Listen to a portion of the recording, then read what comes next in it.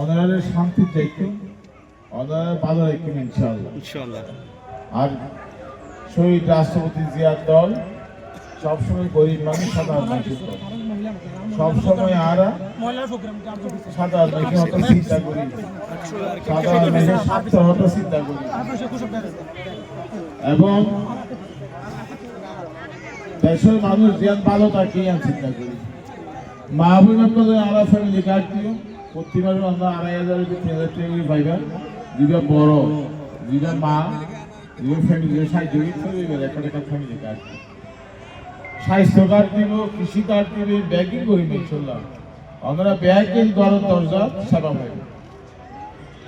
আমরা বিএনপি উদার গণতান্ত্রিক দল, বিএনপি মানুষ দেখবো আর হন জুলুম আর তারেক সাহেব সিদ্ধান্ত নিয়ে বিএনপি হন দুর্নীতি হন জুলুম আরাম করছে।